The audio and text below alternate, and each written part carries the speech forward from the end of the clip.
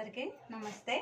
ఈరోజు నేను ఒక స్పెషల్ రెసిపీ అయిన సముద్రపు చేపలతోటి పులుసు చేసి చూపిస్తున్నాను. అవి ఏంటంటే ఇగోండి, ఇవి ఇలసలు అని అంటారు, కిలాలని కూడా అంటారు. వీటితోటి నేను రెసిపీ చేసి చూపిస్తాను. వీటిని ఇలా శుభ్రంగా కడుక్కొని శుభ్రం చేసుకోవాలి.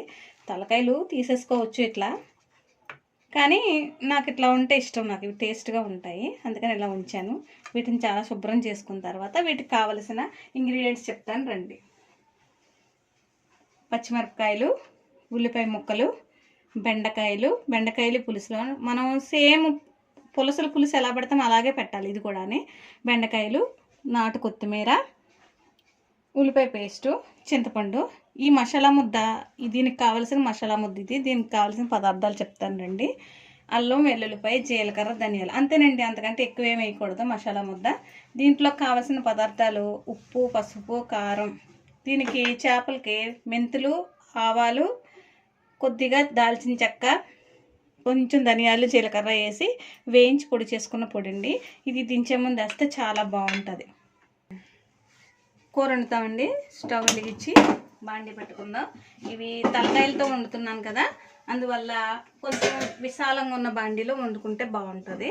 లేదనుకోండి, ఇరుకు బాండీలో వేయడం వల్ల ఏమవుతుందంటే కొంచెం ముక్కలు అయిపోయినట్టు అయిపోతుంది. చేపల పులుసు అంటేనే గరిటె పెట్టకుండా కదపకుండా వండాలి. అది నా స్టైలు. చాలామంది వండుతారు, గరిటెలు అవి పెడతారు, కానీ నేను పెట్టనండి. ఒకసారి నా స్టైల్లో ఉండి చూడండి. అచ్చు పులుసు ఎలా ఉంటుందో అలానే ఉంటుంది. అన్ని వేళలో పులుసులు దొరకవు కాబట్టి పులుసులు దొరకనప్పుడు వీటితోటి మనం వండుకోవచ్చు. చూడండి, ఇవి సేమ్ పులుసులానే ఉంటాయి, కానీ ఇట్లని ఇలసలు అంటారు, కిలాలని కూడా అంటారు. కిలాల పులుసు అంటే బాగానే ఉంటుంది, చాలా బాగుంటుంది. ప్రాసెస్లోకి వెళ్దామండి. ముందుగా ఆయిల్ వేసుకుందాం. ఈ కూరకి కొంచెం ఆయిల్ ఎక్కువ పడుతుందండి. నేను ఒక 4-5 గంటలు నూనె పోస్తాను. 4 గరిటెలు అంటే స్పూన్ కంటే పెద్దది వేసాను. కొంచెం వేగిన తర్వాత కొద్దిగా మెంతులు వేసుకోవాలి. మెంతులు వేసుకుంటే బాగుంటుంది. మెంతులు వేగిన తర్వాత ఇవన్నీ ఒకదాని తర్వాత ఒకటి వేసుకుందాం. ఈలోపు చింతపండు రసం తీసుకుని పక్కన పెట్టుకుందామండి రెడీగానే. ఒక నిమ్మకాయ సైజు అంటే కొంచెం ఎక్కువ చింతపండు సరిపోద్ది. ఎందుకంటే పులుపు ఎక్కువ ఉంటేనే బాగుంటుందండి, మరి తక్కువ పులుపు వేసుకుంటే బాగుండదు. కొంతమంది టమాటాలు అవి వేస్తారు, అవి వేస్తే బాగోదండి. ఒరిజినల్ టేస్ట్ గోదావరి స్టైల్ రావాలి అంటే మనం అందులోని ఏంటవి ఇవన్నీ వేయకూడదండి, టమాటాలు కొంతమంది ఏంటంటే వేసుకుంటారు. ఇప్పుడు పచ్చిమిరపకాయలు వేస్తున్నానండి.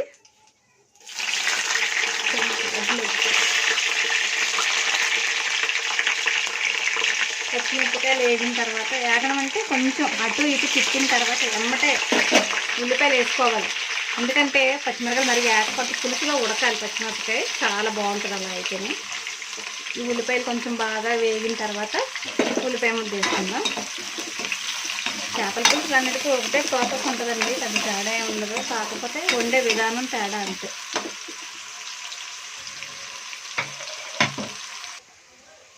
ఉల్లిపాయలు వేగేలోగా ఈ చేపలన్నిటికీ కొంచెం మనం ఉప్పు, కారం, పసుపు అన్నీ పట్టించుకొని పక్కన పెట్టుకుందామండి. చాలా ఫ్రెష్ ఉంది ఇది చేపలు, గట్టిగా ఉన్నాయి రాయల్లాగా. వీటికి కొంచెం నేను ఉప్పు, కారం, పసుపు అన్నీ వేస్తా. చూడండి, ఉప్పు ఇది సాల్ట్ కాదండి, రాళ్ళ ఉప్పుని కొంచెం పొడి చేసి పెట్టుకున్నది. దాంట్లో పసుపు, కారం కొంచెం ఎక్కువే పడద్దండి కూరకి. కారం పెద్ద స్పూన్తో 2 స్పూన్లు వేసాను, సరిపోకపోతే మళ్ళీ వేసుకుందాం. కలుపుకుందాం, చేపలు పట్టించుకుందాం. ఉల్లిపాయలు వేగాయండి, కొంచెం దూరగా పింకిష్ కలర్లోకి వచ్చినాయి కదా. ఇప్పుడు ఏం చేయాలంటే ఈ చేపలకి ఉల్లిపాయ ముద్ద నూరుకున్నాం కదండి, ఇదే గ్రేవీ అనమాట. ఇది కొంచెం ఉల్లిపాయ ముద్ద బాగా వేయించుకోవాలి. ఉల్లిపాయ ముద్ద వేగిన తర్వాత మసాలా ముద్ద కూడా వేసి బాగా వేయించుకోవాలి.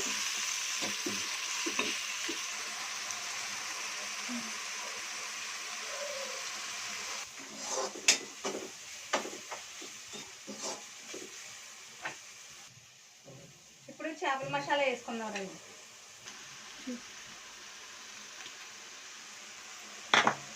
ఇదంతా కొంచెం బాగా కలుపుకొని ఉల్లిపాయ ముద్దతోటి బాగా మంచి కలర్ వచ్చేదాకా వేయించుకున్నామండి. ఈ చేపల పులుసుకి మెయిన్ స్పెషల్ ఇంగ్రీడియంట్ ఏమీ కదండి, ఇది ఒకటే. ఇది మసాలా ముద్దే.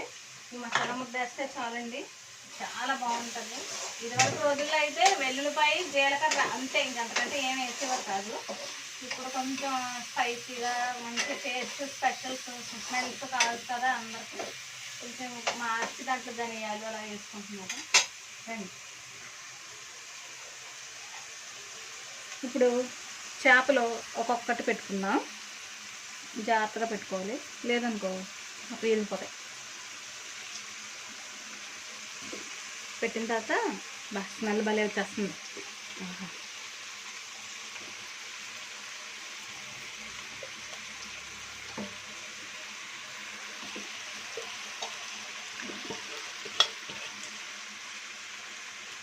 చింతపండు రసం వేసుకోవాలండి. చింతపండు రసం వేస్తున్నానండి. కొంచెం పులుసు కొంచెం ఎక్కువ పడుతుంది, గిన్నె సరిపోదని పెద్ద గిన్నెలో వేసాను. ఇంకొంచెం పడుతుంది. ఇప్పుడు ఏం చేద్దామంటే చేపలను ఒకసారి కలుపుతామండి ఇలాగా. లేదంటే కలగకపోతే మెల్లిగా కొంచెం నెమ్మదిగా ఒక్కసారి మధ్యలోని గరిటె పెట్టి, ఎప్పుడు చేపల కూర వండినప్పుడు కలపవలసి వస్తే మధ్యలో గరిటె పెట్టి ఇట్లా అనాలండి. అప్పుడు ఏమవుద్దంటే చేప చెదరదనమాట. ఇది ఒక టిప్ అనుకోండి. అంతేగాని ఇలా పెట్టి ఇలా గరిటెతో కలిపేస్తే మొత్తం చేపలన్నీ ఇరిగిపోతాయి. అలా చేయకూడదు. ఇలా అంతే. జస్ట్ ఇందులో ఉన్న మసాలా అంతా కూడా ఈ చింతపండు పులుసులో కలవాలంటే ఇక జస్ట్ ఇలా స్పూన్ కానీ గరిటె కానీ పెట్టి ఇట్లా అంటే ఒకసారి మొత్తం కలుస్తుంది.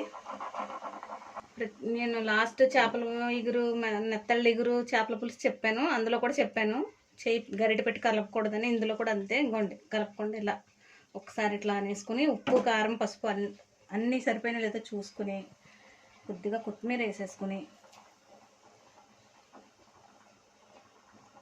సిమ్లో మూత పెట్టేసుకుంటే 10 నుంచి 20 నిమిషాల్లో కూర రెడీ అయిపోద్ది.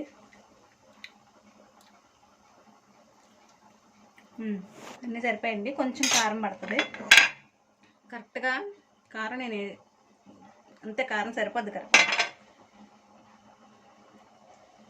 కొంచెం కలిపేసి మూత పెట్టేద్దాం.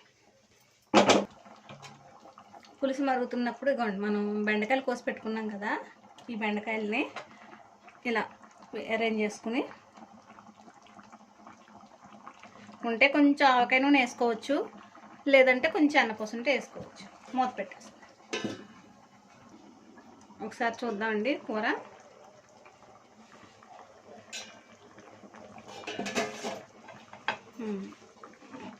ఉడుకుతుంది కదండి. ఇలాగా ఒకసారి కలుపుకొని ఇలాగా మా కూర ఎంత మంచి స్మెల్ వస్తుందంటే చాలా బాగుంది.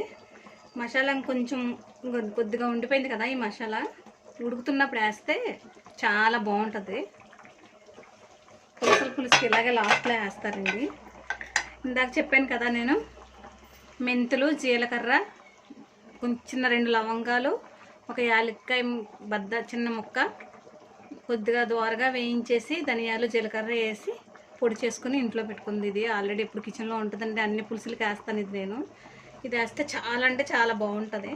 ఇవ్వండి మరుగుతున్నప్పుడు వేసేసి ఇలాగా ఒకసారి మొత్తం ఇలా కలిపేసుకుని పులుసు దగ్గరికి అయ్యేదాకా చూద్దాం. దించే ముందు కొద్దిగా కొత్తిమీర వేసుకుందాం. అదొకటిని ఒక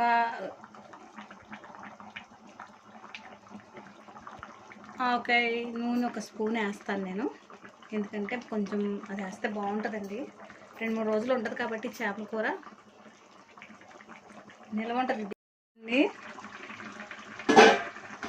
దగ్గరికి అయిందండి, కూర దగ్గరికి వచ్చేసింది. ఇప్పుడు ఫైనల్గా ఏం చేయాలంటే ఇదిగోండి ఆవకాయ నూనె కొంచెం వేసుకుని ఫైనల్గా కొత్తిమీర వేసుకుని సర్వింగ్ చేసుకుందామండి. సరే ఇలా కలుపుకుందాం. ఆవకాయ నూనె అంతా కలవాలి కదా, ఒకసారి ఇలా అనేసి ఒక్క సెకండ్ 2 నిమిషాలు ఉడికిన తర్వాత స్టవ్ ఆఫ్ చేసుకుందాం. సర్వింగ్ బౌల్లో తీస్తున్నానండి. కొంచెం చాలా జాగ్రత్తగా తీసుకోవాలి చేపలు. సర్వింగ్ ఒకసారి చూసి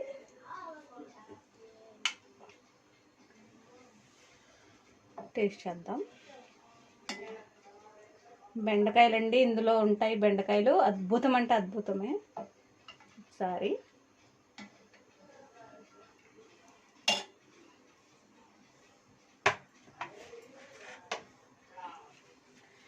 ఇదిగోండి అయిపోయింది. పులసలు లాంటి ఇలసల పులుసు రెడీ. చూడండి, మనం ఇప్పుడు దీన్ని టేస్ట్ చేసి చూద్దామండి. వేడివేడి అన్నం పెట్టుకొని చేప వేసుకొని పులుసు వేసుకొని 2 బెండకాయలు వేసుకొని దీంట్లో వేసిన పచ్చిమిరపకాయలు కూడా స్పెషల్ అండి. ఇవి మజ్జిగన్నంలో నంచుకొని తింటే చాలా టేస్ట్గా ఉంటాయి. గోదావరి వాళ్ళందరికీ ఆల్మోస్ట్ తెలిసిందే.